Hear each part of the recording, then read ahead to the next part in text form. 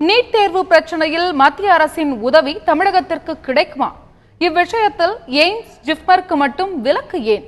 NEET தேர்வை தமிழகம் ஏன் ஏற்க வேண்டும் உள்ளிட்ட பல கேள்விகளுக்கு தமிழக பாஜக தலைவர் தமிழிசை சவுந்தரராஜன் விளக்கம் அளித்துள்ளார்.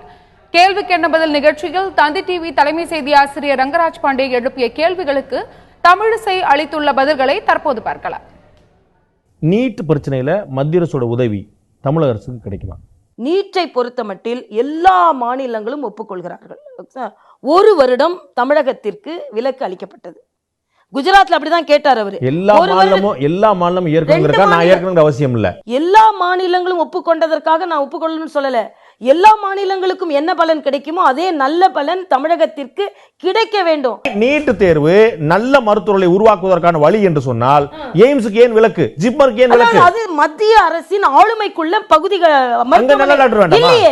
நீங்க வந்து மருத்துவ அங்க அதுக்கு தனி பரீட்சை வச்சு அவங்க எடுத்துக்கிறாங்க. ஆனா அப்படி தனிப்பட்டு நாங்க வச்சு எடுத்துக்கிறோம். அது இல்ல, அப்படி தனி பரீட்சை வச்சு நாங்க எடுத்துக்கிறோம். இல்ல, நான் என்ன கேட்கிறேன், இப்பொழுது இருக்கும் சூழ்நிலையில் எவ்வளவு பேர் கிராமப்புற மாணவர்கள் மருத்துவ கல்லூரிகளை போறாங்க நீங்க நினைக்கிறீங்க?